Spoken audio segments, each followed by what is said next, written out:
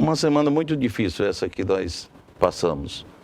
Uma semana marcada por morte de crianças de 10 meses, crianças de 1 ano, sabe? Uma semana que fica marcada na história do Acre como um verdadeiro caos, uma verdadeira incompetência por parte dos gestores de saúde do estado do Acre.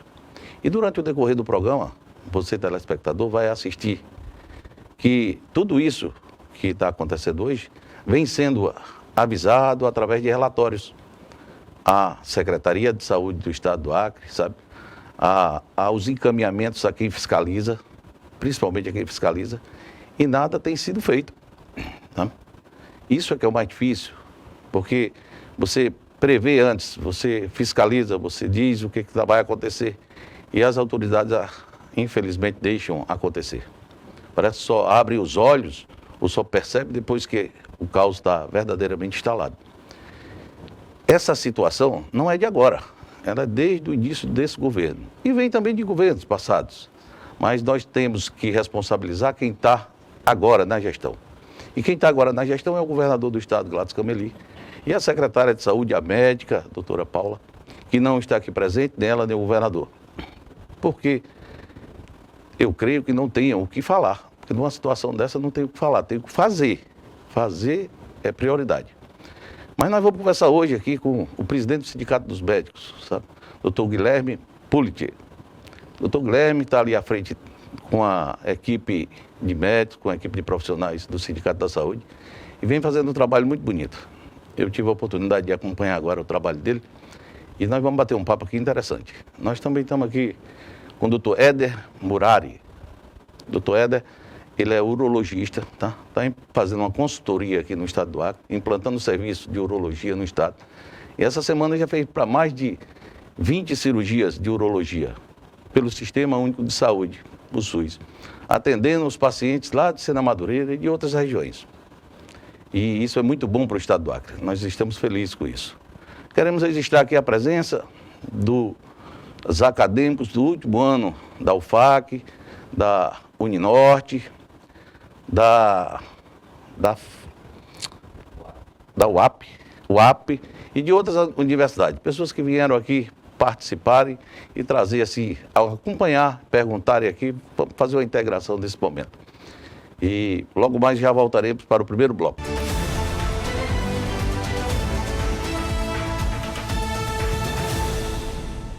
Há 97 anos, a Santa Casa atendeu a um chamado no coração da Amazônia. E desde então, se faz presente na vida do acreano. Hoje, nosso povo vive a sua hora mais densa. Dias de incerteza frente a uma pandemia. A Santa Casa ampliou suas instalações, criou novos serviços, modernizou seu laboratório e equipou um centro cirúrgico de excelência. E tudo isso é apenas para dizer: você pode contar com a Santa Casa da Amazônia, hoje e sempre.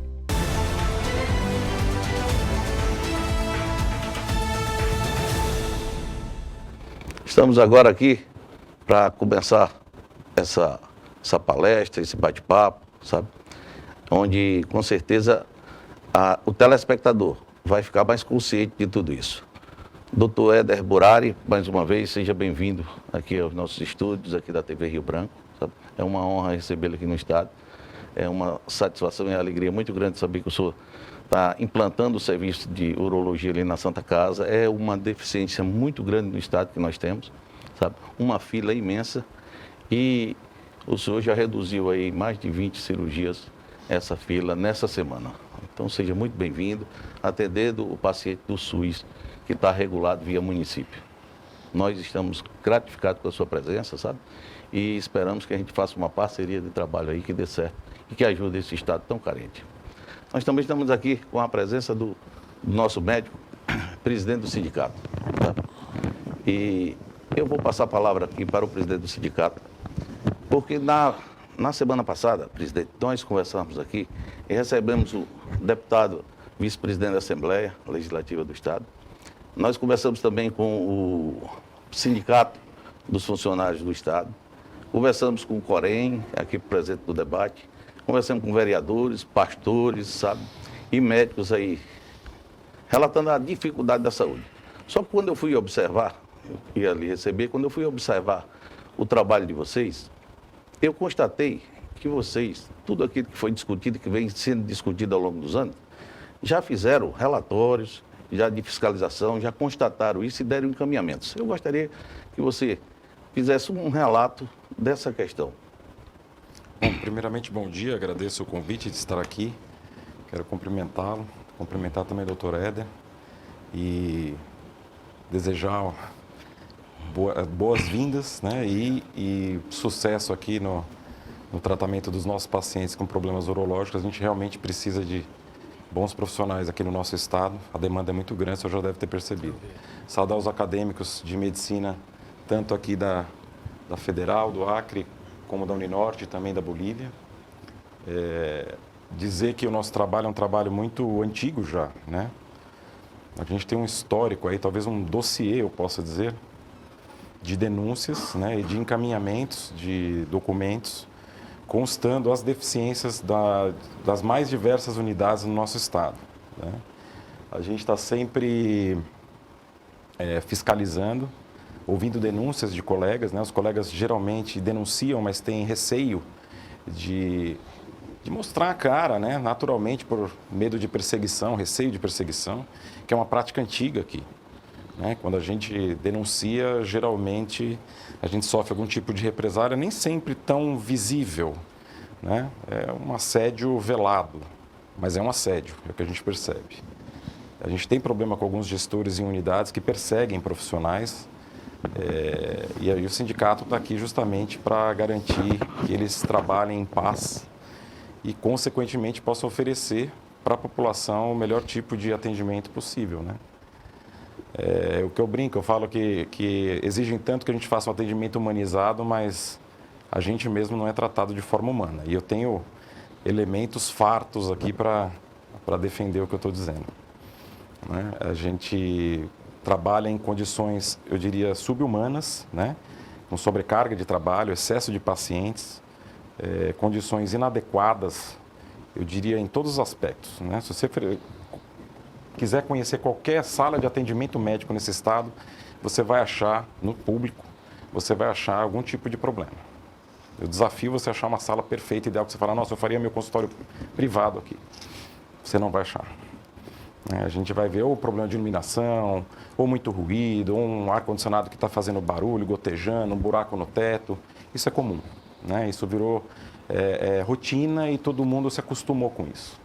Mas eu não acostumei, e por isso que eu vivo aparecendo aí como, aparentemente como um brigão, mas não é essa, eu não tenho essa personalidade. Quem me conhece na vida privada sabe que eu sou uma pessoa extremamente pacata, calma, só que eu sou indignado e eu me manifesto, eu não fico quieto.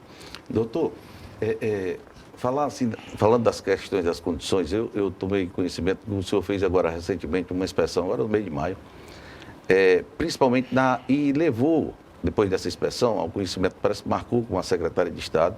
Sim. Ela não lhe recebeu. Não, ela recebeu. Recebeu? Não foi ela, foi a secretária adjunta. Então ela não lhe recebeu, mas sim, pediu para uma outra secretária isso, adjunta recebê-lo. Sim. E o senhor disse assim, exatamente se não adotasse as providências, o que ia acontecer. As crianças iriam morrer, principalmente na área de criança, a falta de leite de UTI. Como foi essa conversa e o que foi que prosperou depois disso? Então, como eu disse, eu recebo a denúncia dos colegas, né? E colegas até que pedem para que não sejam identificados justamente com receio de algum tipo de represália, né?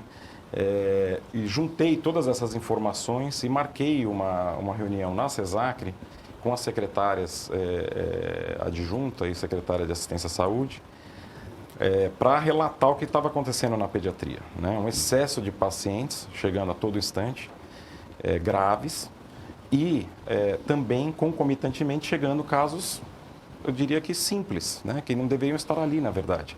Deveriam ter sido encaminhados para unidades básicas de saúde ou eventualmente até URAPs, né? Mas para desafogar o pronto-socorro, que é um lugar onde a gente tem 2 pediatras de plantão, num pronto-socorro de referência para 1 milhão de pessoas, né? Então, era de se esperar o caos. Essa época do ano, as pessoas estão até perguntando, é algum vírus novo, é uma variante do coronavírus.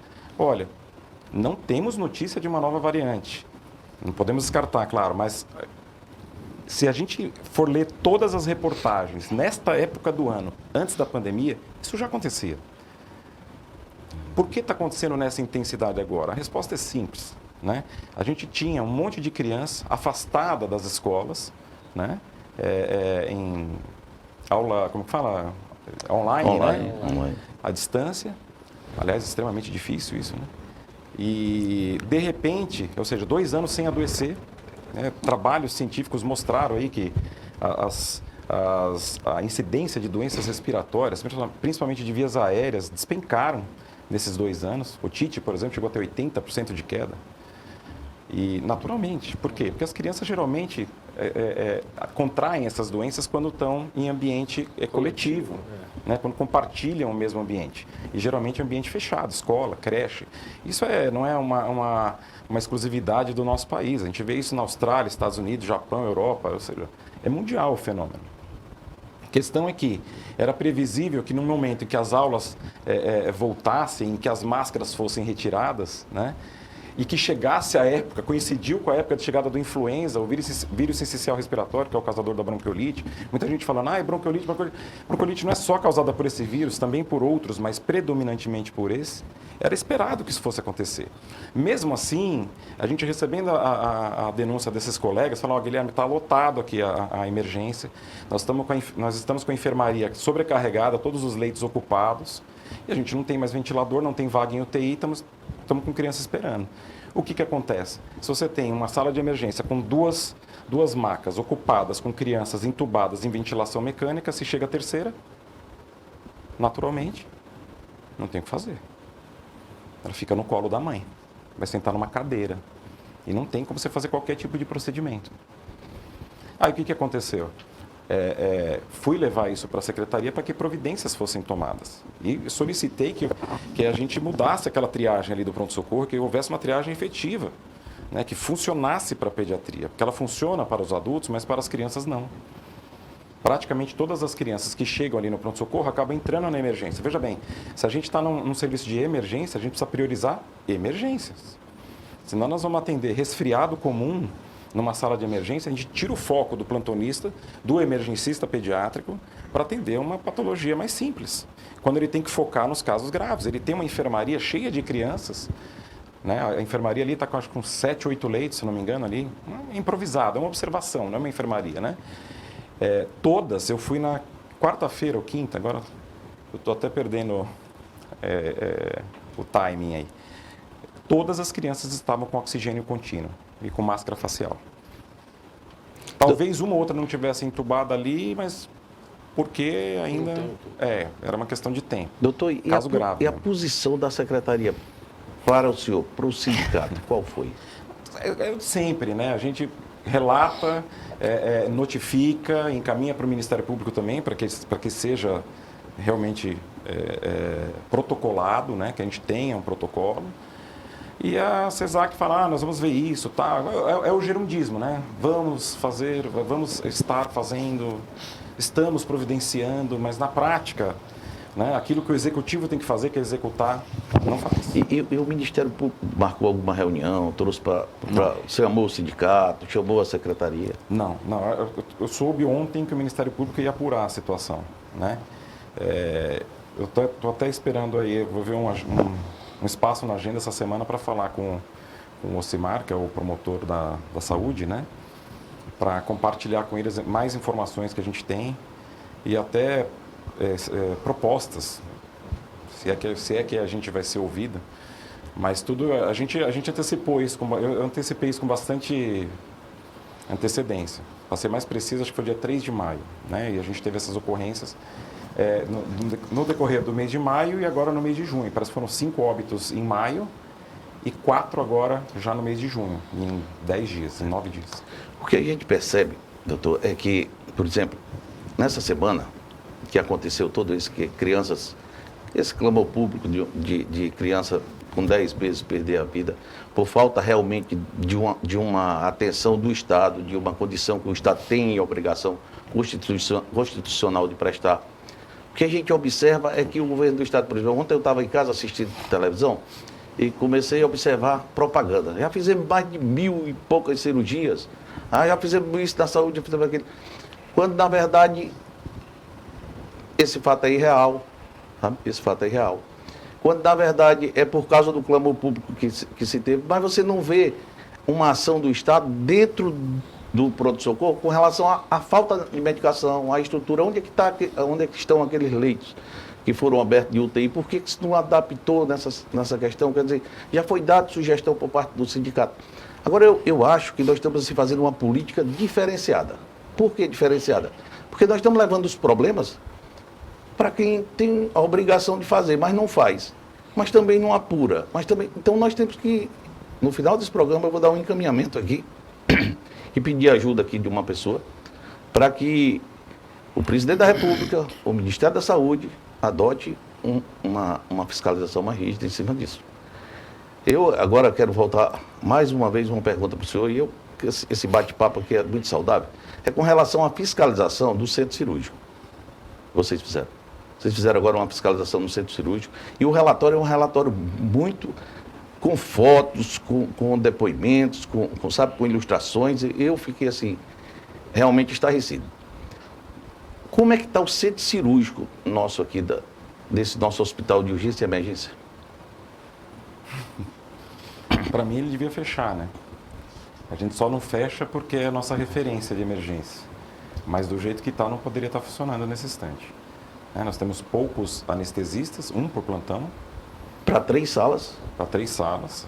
Se eu não me engano, é um carrinho funcionando adequadamente somente, o outro está improvisado ali, estão fazendo uma gambiarra para funcionar. O anestesista tem que tocar 2, 3 salas simultaneamente. E isso não foi uma denúncia de agora, não. Eu até corrijo, é uma denúncia muito antiga. Nós já fizemos várias vezes. E não só para a CESACRE também. Então, é uma preocupação que eu vejo agora do atual governo em fazer propaganda política, né? A preocupação deles deixou de ser realmente governar e passou a ser se reeleger. Eu acho que a nossa população tem que prestar atenção. Eu reforço aqui uma coisa importante, porque todo jornalista acaba me perguntando, você vai ser candidato? Você não tenho filiação partidária, não sou candidato, não quero nada. Só que eu acho assim, a gente tem que acordar e a gente tem que olhar para outras opções. Porque essa opção a gente deu uma chance e a situação não melhorou. Eles se preocuparam somente em privatizar e não resolveu a nossa situação. O pronto-socorro deveria ser prioridade, pronto-socorro e maternidade. São 2 lugares, assim, peças-chaves para quem governa o estado do Acre. Estão abandonados. E por enquanto nós estamos falando assim aqui do Hospital de Urgência e Emergência. Porque quando nós, no segundo e no terceiro bloco, nós vamos abordar a questão do interior do estado. Ora, se aqui na capital nós estamos vivendo tudo isso, onde a imprensa, de certa forma, tem... Hoje você pode tirar uma foto, colocar no sistema de internet. Imagine no interior do estado. Mas eu vou chamar aqui os nossos comerciais e no próximo bloco nós voltamos aqui para continuar conversando sobre a saúde pública no estado do Acre.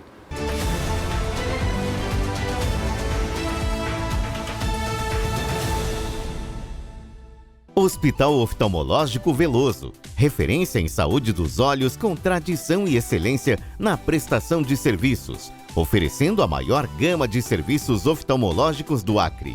Desde a consulta de rotina até os tratamentos mais complexos, como de glaucoma, córnea, retina, catarata, cirurgia refrativa, entre outros. Hospital Oftalmológico Veloso, completo cuidado para os seus olhos.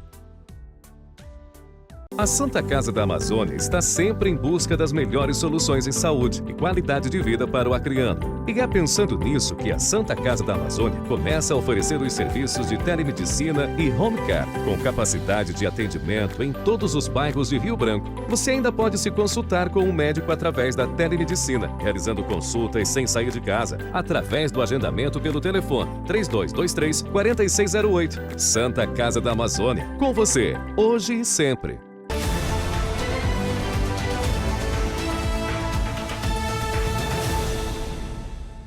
Quero mais uma vez dizer que estamos de volta. Na semana passada não tinha remédio para dor. Você sabe o que é um cidadão chegar levar sua mãe, seu filho, e chegar lá e observar que não tem remédio para dor. E o médico? Nós conversamos aqui com médicos que atenderam, e eles vieram aqui, colocaram o seu rosto e disseram isso para a população. Sobre esse assunto, doutor, medicação, falta de medicação.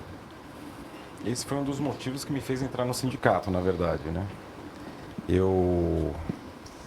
Em 2012, não sei se eu vou ter tempo para falar isso, o Dr. Ribamar, na época, era o presidente do sindicato. E ele me chamou para ir participar de uma reunião com o governo do estado.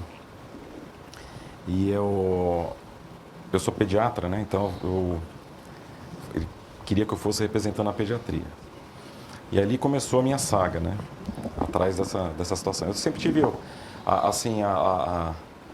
vamos dizer, elegância de mandar mensagem, né? Como a gente conhece muito facilmente aqui secretário de saúde, são pessoas que a gente lida no dia a dia, diferente de outros estados, né? Sim.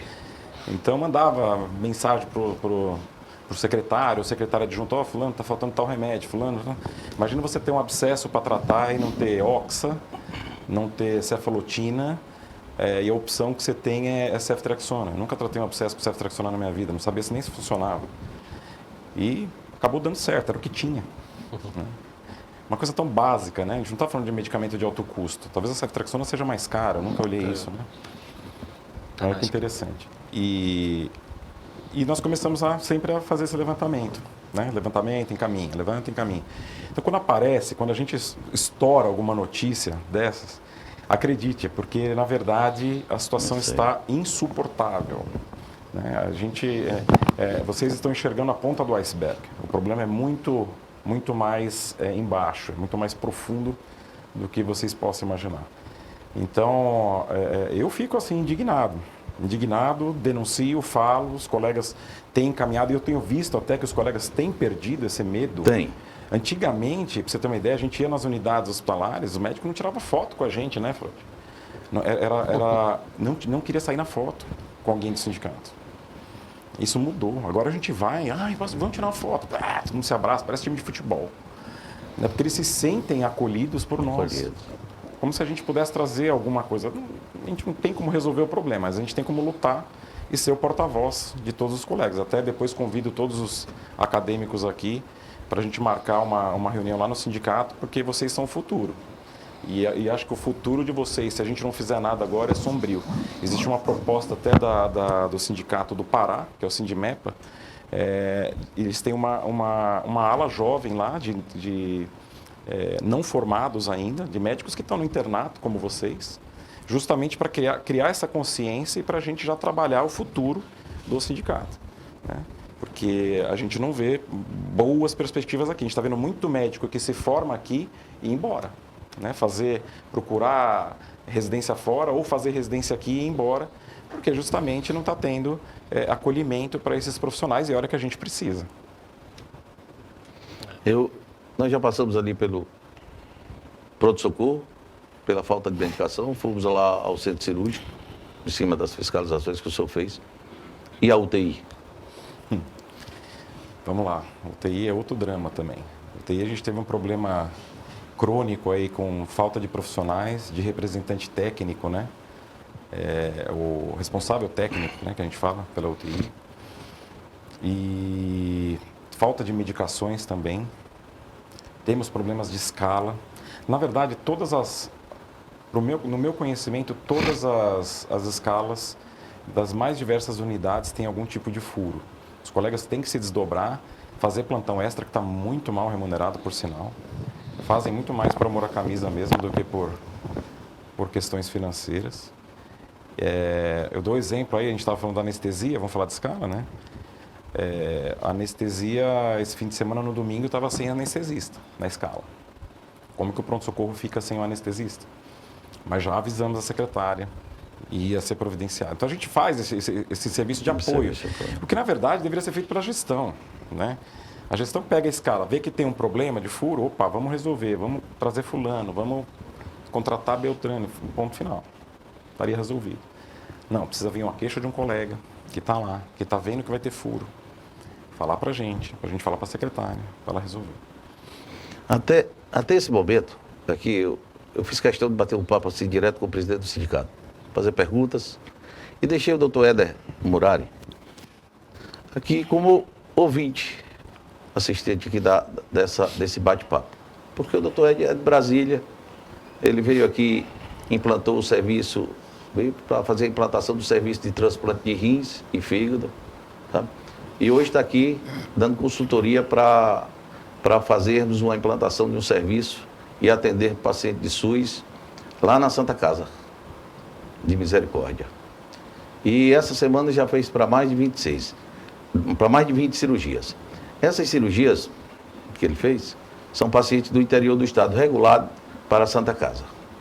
Um marco para todos nós. Mas o doutor Éder Murari, eu pedi que ele participasse conosco, porque ele também é funcionário de carreira da Anvisa. E ele presenciasse essa nossa situação que nós estamos aqui vivendo aqui no Acre. Ou seja, no pronto-socorro, doutor Éder, não tem a medicação básica do básico para se atender o paciente. A parte de pediatria não tem leitos com condições de atender as crianças. A parte de centro cirúrgico não tem profissionais para cobrir as escalas. Não tem medicação de centro cirúrgico. É uma situação. A parte de UTI se observou. Então, providência tem que ser tomada. Não pode deixarmos esse caos. E outra coisa, as pessoas aqui dizendo que está tudo bem. Como o presidente falou, não é uma virose que está acontecendo, isso é um acontecimento. Não é um acontecimento, não, aqui é no estado do Acre. Isso está acontecendo aqui no estado do Acre. Doutor Éder, seja muito bem-vindo, meu amigo. Passa aqui a palavra ao amigo. Obrigado pelo convite, doutor Alex. Também prazer em conhecer o presidente do Sindicato do Acre, aos estudantes, né? Eu estava aqui revivendo um passado já que para mais de 15 anos.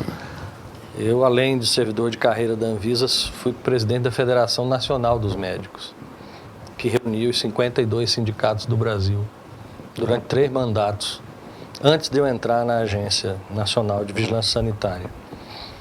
E é impressionante como você, depois de 15 anos, 16, vê os problemas se repetindo, né?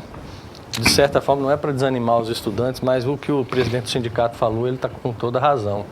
É preciso que essa juventude que vem aí, que serão os nossos médicos do futuro, tenham, além da capacidade técnica de serem bons médicos, a consciência da categoria de lutar por uma saúde pública de qualidade.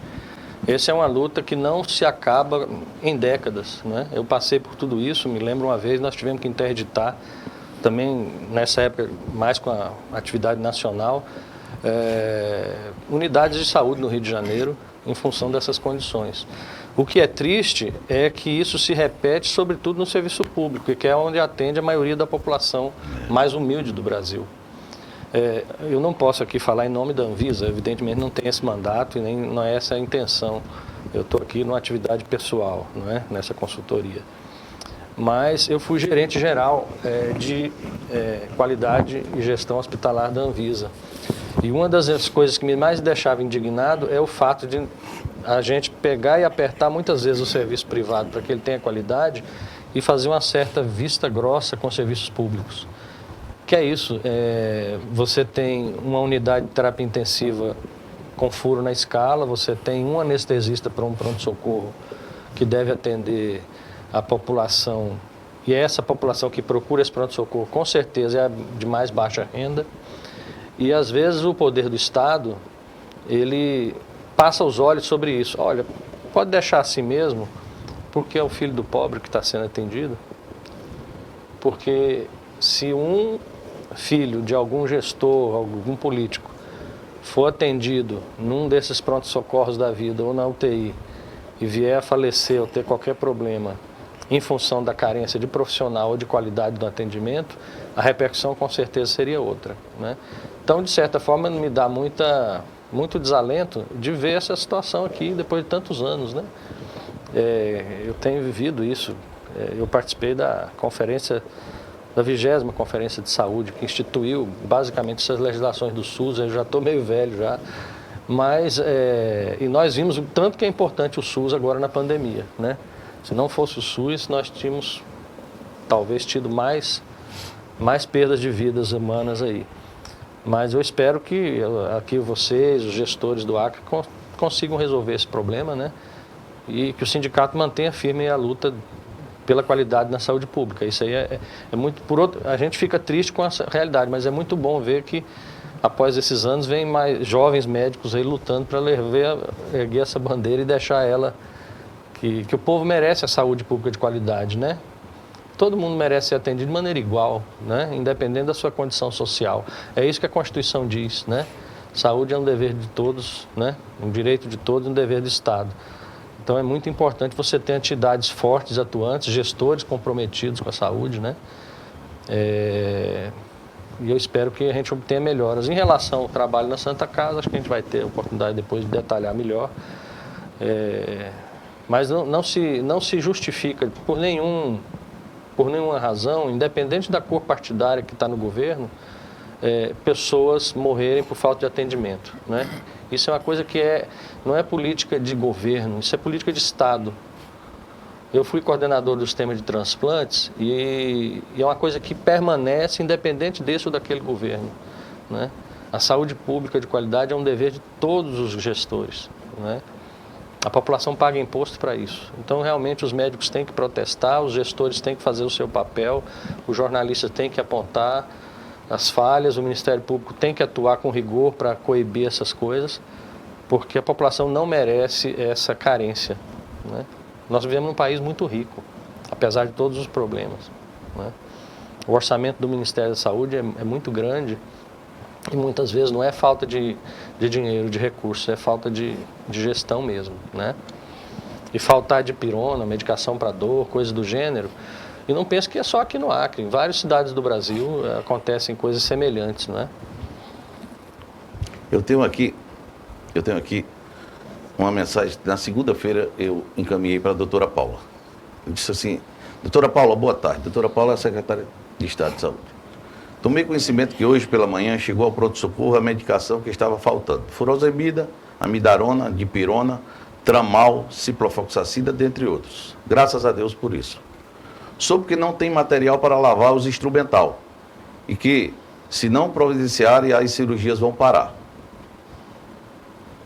Como bem disse, não tenho nenhuma vontade de criar sensacionalismo. Entrei em contato com a Santa Casa de Misericórdia e eles têm o produto de lavagem do material. Desde já coloco à disposição para encaminhar o produto como empréstimo. Depois, quando chegar, a senhora me devolve. Boa tarde. Às 14h30. Às 14h33 eu mandei outra mensagem para ela: doutora Paula, também acabei de saber que nenhum carrinho de anestesia está funcionando. A Santa Casa de Misericórdia poderá ceder em caráter de empréstimo pelo menos um. Se ajudar, é só entrar em contato. Aquilo que o senhor disse, só tinha um funcionando e parou. E aí nós colocamos à disposição um para lá. Ela não respondeu. Tinha conversado com... Quantos leitos tem? Desculpa interromper o senhor. Quantos leitos tem esse pronto-socorro? Na pediatria? No geral. Fico devendo essa informação para você. Na pediatria? Na pediatria eu sei que ali na observação deve ter 8 ou 9 leitos. Para o estado inteiro? Observação. Tem o Hospital da Criança, né? Sim. Que é em outro local. Tá. Mas mesmo assim, para essa época do ano é muito pouco. 9 é muito pouco. Muito pouco mesmo. E vamos chamar um intervalo. E no terceiro bloco nós vamos voltar agora abrindo os microfones para as perguntas aqui para os participantes sobre os temas que nós estamos discutindo. Já voltamos.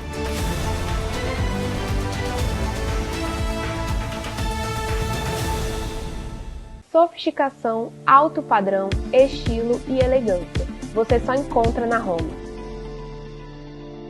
Móveis, decoração, cortinas, persianas e muito mais, com preços e condições imperdíveis.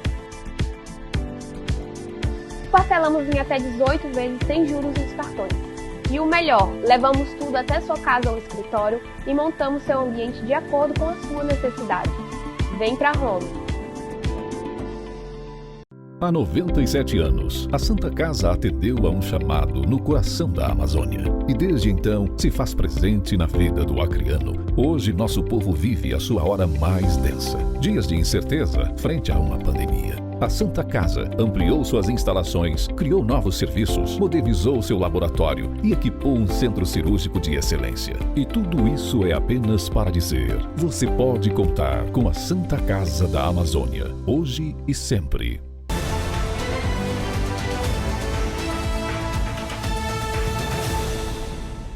Estamos de volta no terceiro e último bloco do programa X da Questão, conversando hoje sobre saúde, recebendo aqui o doutor Éder Burari, urologista, recebendo aqui também o doutor Guilherme, presidente do Sindicato Médico, que faz um trabalho aqui ali com seus colegas de sindicato, muito bonito, tanto na capital como no interior, e também recebendo aqui os jovens médicos, estão aí no último ano, fazendo seus internatos, seus trabalhos, e meio assustados, eu creio. Nós vamos agora passar a palavra aqui para quem quiser fazer uma pergunta, perguntar aqui para qualquer um dos nossos participantes. Primeiramente, bom dia, doutor Guilherme. Eu me chamo Cheder, sou acadêmico da Unitep, estou finalizando o internato na Santa Casa. Primeiramente, é muito preocupante a gente ouvir o senhor trazer essa situação aqui, porque quando você fala de síndrome respiratória, a gente sabe que a volta das crianças às atividades pedagógicas presenciais não é um grande marco. O marco vem agora, doutor Alex, a partir de julho, com o verão amazônico, que a gente sabe que a qualidade do ar vai despencar, vem as queimadas e a gente sabe que o mês de julho, agosto, setembro, outubro são meses críticos, né? Então, se hoje já tem esse caos, como ficará o estado do Acre nos próximos 3, 4 meses, né? Isso é uma observação que eu queria trazer. Se o senhor puder depois complementar, comentar, fique à vontade. Mas a minha pergunta é a seguinte: a gente vê muito aqui no Acre um êxodo médico. A gente vê muitos profissionais irem embora do Acre, né? E o senhor tocou de forma maestral na palavra humanização, né? Fala-se muito em humanização, mas às vezes o profissional que está trabalhando, ele não tem esse cuidado com ele, né? Você pega, por exemplo, um médico que senta ali na UPA da Sobral, de 7 horas da manhã até 7 horas da noite, e ele não tem tempo para tomar um copo d'água. É atendendo um paciente e 80 lá fora esperando. E como um ser humano, ele vai cansar, ele vai saturar. E aí você está suscetível ao erro, né? E aí depois a população vem, o médico não sei o quê. Mas você também tem que ver o lado do médico que está trabalhando numa sobrecarga extrema, muitas vezes mal remunerado, e a gente vê esse êxodo médico, né? Muitos profissionais indo embora do Acre para outros lugares do Brasil. Na sua opinião, como que poderia fazer para conter esse êxodo? O que poderia ser feito pelo poder público para segurar mais os médicos no Acre? Bom, primeiramente, prazer conhecê-lo. É o trabalho que a gente está fazendo, né? A solução está justamente nos protestos que nós fizemos, greves, que a gente tenta de toda maneira não afetar a população em situação de urgência e emergência. A gente conseguiu, acho que, manejar isso com inteligência nos primeiros 2 movimentos que nós fizemos ano passado. E a gente está lutando, sim, desde o início, né, por reajuste aí das perdas inflacionárias. Essa foi uma bandeira do Sindimed, e esse reajuste acabou vindo para todos os servidores públicos, porque ele é constitucional. Foi abaixo do que a gente tinha combinado, o que motivou a primeira greve, que seria 15%. E quando a gente fala de reajuste, a gente fala de reposição de perdas inflacionárias. Não é aumento salarial. É repor aquilo que você tinha poder de compra, aquele poder que você tinha de compra anterior à inflação. A gente estamos brigando ainda por alguns direitos que foram subtraídos da classe, né? Como, por exemplo, o adicional noturno. O médico é o único profissional de saúde no estado do Acre que não recebe adicional noturno. Todos os outros profissionais de saúde recebem. Eu cheguei a levar isso para o procurador, o então procurador na época, não é o atual foi muito mais sensível e parece que a gente vai resolver essa situação. Eu falei, olha, como que não recebe adicional noturno? Ele falou, mas não tem previsão na lei, papapá.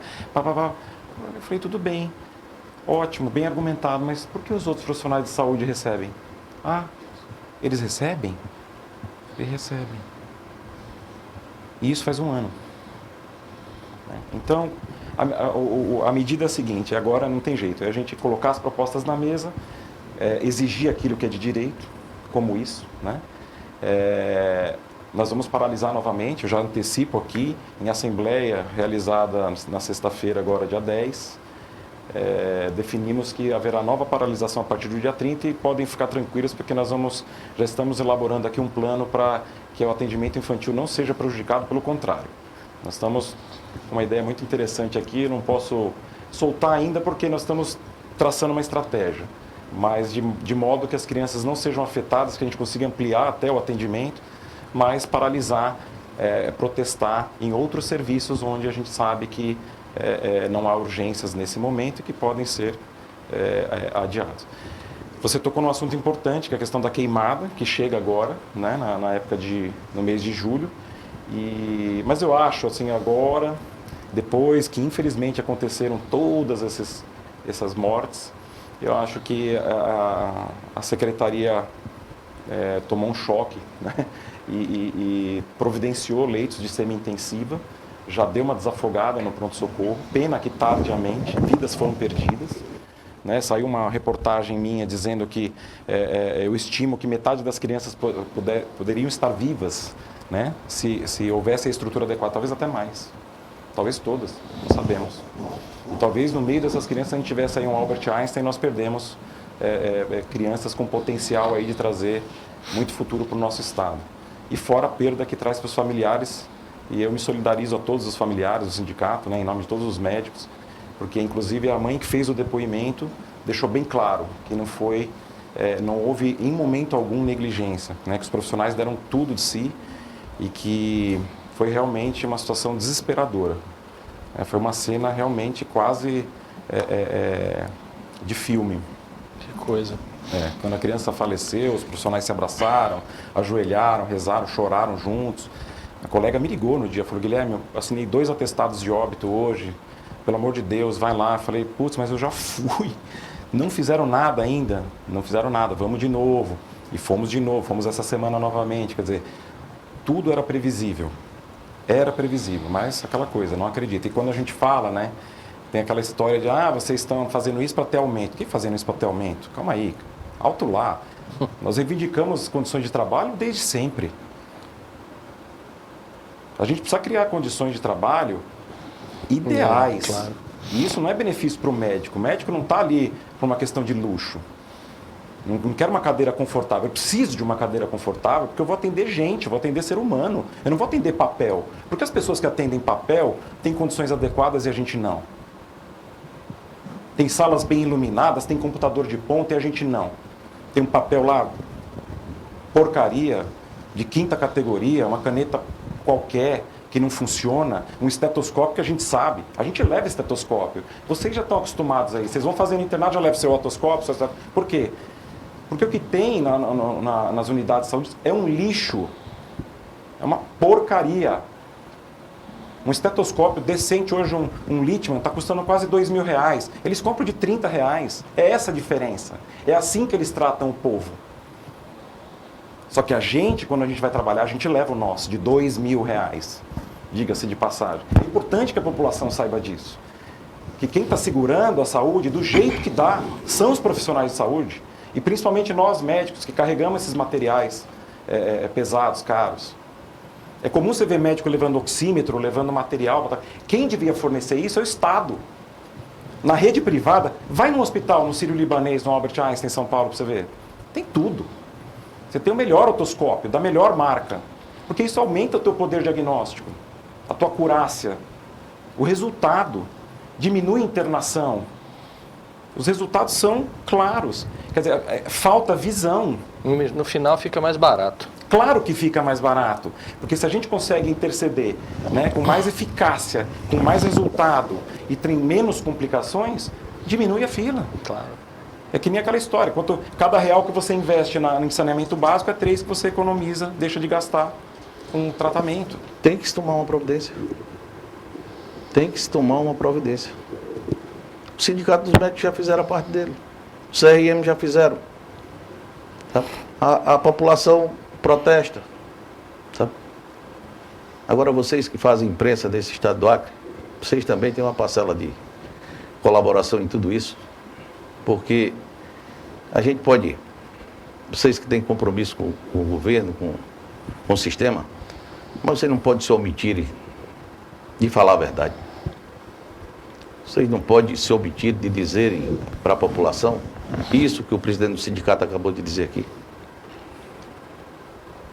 Tem um sistema que diz assim, hoje é com o meu que está acontecendo essa situação, mas amanhã pode ser com qualquer um. Qualquer um de nós estamos... Aqui o único hospital de urgência e emergência que nós temos é o pronto-socorro. Se você passar mal, tiver um infarto, você vai para o pronto-socorro. E se lá não tiver condições de se atender, nós vamos morrer. Vai morrer a minha mãe, a sua mãe, a mãe de qualquer um, o pai de qualquer um. Então o que nós temos que fazer? Qual é a nossa responsabilidade? Isso que nós estamos fazendo aqui. Exigir do poder público. Nós vamos abrir os microfones mais uma vez aí para os nossos... Pois não, minha amiga, pode ir. Bom dia. Sou Caterine, eu sou da UAP, da Universidade Federal da Bolívia, né? Falando sobre o que o doutor comentou no início, porque eu vi um vídeo de uma pediatra falando sobre essa questão dos lockdown que teve nesses 2 últimos anos, e as crianças ficaram afastadas das escolas e de outros eventos sociais, então agora elas estão retornando e está acontecendo essas situações, né? Então, recentemente eu fiquei sabendo que o município, né, aqui em Rio Branco, estão fechando novamente as escolas, né, e eles estão aguardando a resposta do pessoal do Estado para também fechar as escolas estaduais, ou seja, eles estão novamente retirando as crianças das escolas, né? Então, assim, eu fico me perguntando o que vai acontecer quando eles retornarem novamente, né? Porque agora já estão fechando as municipais e só estão aguardando a resposta do Estado para também fechar as escolas estaduais. Então, era essa, assim, né, a minha dúvida. Doutor. Pois é, essa questão de fechar as escolas é um pouco controversa, né? Eu fiquei na dúvida se foi a melhor atitude, mas eu não posso deixar de elogiar aí a atitude da prefeitura no sentido de que ela fez alguma coisa, né? Ela se antecipou ao problema. Eu acho que sim. Então, até que seja por 1, 2 semanas, até as enfermarias aí se estruturarem, né? A semi-intensiva engatar a segunda marcha, né? Já está funcionando, fechar escalas, mas a gente vai ter que abrir, não dá para parar. Isso aí não é novidade, né? Nós não estamos falando de um vírus novo, nós estamos numa situação esperada. O que houve foi falta de gestão. Houve, no meu entender, não tenho conhecimento jurídico, mas no meu entender, houve negligência. Nós estamos falando de uma questão da criança, mas nós não podemos esquecer de quem sofre um acidente, de um idoso, de uma pessoa que precisa do centro cirúrgico, de uma pessoa que precisa ser atendida com a medicação de urgência, de uma pessoa que está infartando. Nós não podemos só esquecer de tudo isso. É um contexto, é todo um contexto. Sabe? Assim como nós não podemos esquecer do profissional que está lá dentro, para prestar o serviço, do técnico de enfermagem, do enfermeiro, sabe? Dos assistentes, do pessoal da assistência social, que todos eles têm a sua colaboração, participação. E também da questão da falta de segurança, porque quando a população está revoltada, a primeira coisa que ela vai é em cima do médico, em cima do profissional de saúde que está ali. Sabe? Ela não quer saber do governador, do secretário de Estado e transfere toda a responsabilidade para aquele profissional que está ali, muitas vezes há 36 horas exausto de trabalho. Então, registrar aqui a presença do Dr. Humberto, diretor-geral ali do Hospital Santa Casa, Betinho, tá? Seja bem-vindo. E pedir agora o doutor Éder Murari para falar sobre a questão de urologia, doutor. Como é que o senhor na verdade, vê esse início dessa implantação desse serviço? Eu tenho esse viés aí na minha... Talvez pelo fato de ter atuado muito no serviço público e agora, recentemente, há cerca de 4, 5 anos, ter voltado para a medicina privada, eu tenho esse viés de viajar bastante e produzir essas consultorias e abrir serviço em vários locais. Eu fiz isso no sul do Maranhão recentemente tem uma tratativa também numa cidade da Bahia, e eu recebi o convite para vir aqui ao Acre para observar essa demanda reprimida que havia na área de urologia. Um grande problema do sistema de saúde brasileiro é que, na questão das especialidades, existe uma carência muito grande, né? Pela própria condição de trabalho nos locais mais distantes, vários profissionais preferem atuar nas capitais, mesmo que ganhando menos, né? Às vezes. Então, você tem pessoas como o presidente do sindicato aqui, que se formou em São Paulo e está aqui no Acre. E existe carência de médicos, apesar de nós termos, no global, o número de médicos suficientes no Brasil, né, em até alguns momentos até um número excessivo de médicos, em determinadas regiões que precisa do médico e do especialista, você tem carência. E isso na urologia é uma realidade, né? Você tem, em Brasília, onde eu atuo, na rede privada, você tem mais de 200 urologistas, para você ter uma ideia. E as pessoas ficam se acotovelando nos grandes centros e a carência realmente está nos locais mais distantes. Aqui no Acre, pelo que eu sei, com todo o esforço dos colegas que estão aqui, a demanda reprimida é muito grande. Tanto na rede pública, como também pacientes privados, eu imagino, né? Então, eu fiquei muito feliz de receber esse convite, estou muito satisfeito, né? Chegamos ali na Santa Casa e pudemos observar que estava faltando uma série de equipamentos para iniciar um trabalho. E hoje nós já temos condição lá na Santa Casa, com o esforço aí da administração local, de realizar desde exames de endoscopia até tratamentos com laser, né, de cálculo renal. Coisa impensável no serviço público, não só aqui no Acre. Você não tem, eu vou dar um exemplo de Brasília, você não tem em Brasília, no serviço público, litotripsia de cálculo renal pelo laser. No maior hospital da cidade, que é o hospital de base, os residentes de último ano não têm a prática de fazer a quebra do cálculo por laser. Por causa do investimento que é muito alto, são equipamentos caros, né? E felizmente aqui já na Santa Casa, nós a partir do próximo mês já vamos estar com a capacidade de resolver todos esses casos, inclusive os casos mais complexos, né? Nós já temos condição de fazer cirurgia laparoscópica lá, e eu acho que tem tudo para crescer o serviço, né?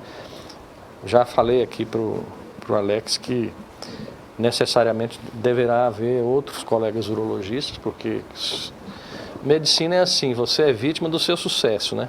Você tem um local que se transforma num local que resolve o problema, você passa a receber solicitações de todos. É assim no transplante, né? Dizem que o transplante, por exemplo, o transplante de rim é vítima do seu próprio sucesso. Onde é que faz mais transplante no Brasil? São Paulo. Onde é a maior fila para transplante? São Paulo. Então, com certeza, se começarmos a resolver os problemas da urologia com terminalidade aqui, a fila vai aumentar, não vai diminuir, porque a carência é tão grande que a tendência é cada vez você ter menos casos, né? E eu fico muito honrado de poder participar desse projeto, que é um projeto que deve se estender a outras especialidades, eu imagino, né? Cirurgia de cabeça e pescoço, uma série de carências que tem aqui, e espero poder contribuir aí a confiança depositada e poder atender os casos que são encaminhados pelo interior aí do estado com todo o carinho e qualidade necessária. Estou muito contente e acho que temos tudo para fazer um grande serviço aqui. E governador, a fila nessa área também é grande do estado. Eu quero lhe comunicar que lá na Santa Casa nós estamos à disposição para fazer um convênio com o estado e atender a fila da parte de urologia do estado. Dizer aqui publicamente que não tem nesse estado nenhuma instituição documentalmente com a capacidade documental melhor do que a Santa Casa de Misericórdia do Acre, que somos também a única que o governo federal concedeu o SEBAS, a única aqui do estado. Nem a melhor referência aqui teria essa documentação para apresentar hoje. Mas eu quero chamar a atenção aqui para um fato. Eu estava aqui pensando, quando o doutor estava falando, e o presidente da República estará aqui até o dia 17, eu acho que é dia 17, que é para a Marcha para Jesus. Eu quero pedir aqui à deputada Antônia Lúcia, que está organizando a vinda do presidente, que ela faz parte da organização, uma pessoa muito articulada, uma pessoa que faz... Para que eu vou separar o material aqui Vou pegar, doutor, se o senhor quiser fazer um ofício, mandando essas sindicâncias, esses relatórios que o senhor tem, eu vou pedir também para ela para arranjar um espaço, se for o caso, para entregar pessoalmente para o presidente da República, para que ele determine o Ministério da Saúde, uma fiscalização, uma verificação. Falta de recurso não é, falta de dinheiro não é. Dinheiro para esse Estado vem à vontade. E que o Ministério da Saúde venha aqui no Estado do Acre, venha de perto essa nossa situação. Exigir que responsáveis tenham que pagar por isso. Se até o dia 17 o governador do Estado não tiver adotado as devidas providências que tem que adotar, nós entregaremos ao presidente da República, se Deus quiser, com a Antônia Lúcia aí intercedendo, toda a documentação, tudo isso que nós estamos discutindo aqui. Eu, como jornalista, faço questão de entregar pessoalmente. Tá? Nosso tempo está estourado, nosso diretor já está avisando aí. Quero agradecer a gentileza, a atenção de todos vocês.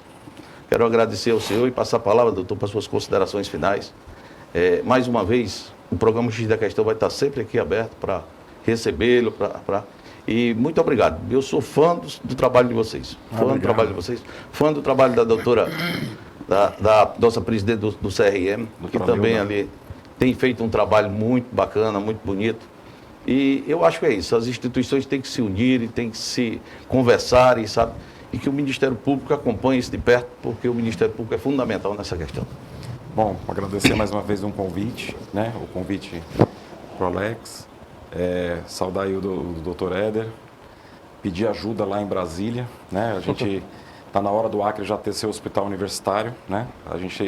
Eu conversei muito com a reitora da UFAC aqui, a professora Guida, e encampamos também essa campanha aí por arrecadação. Lembro aqui aos futuros médicos que estão aqui presentes, que participem, né, se interem dessas situações que a gente está vivenciando no nosso estado.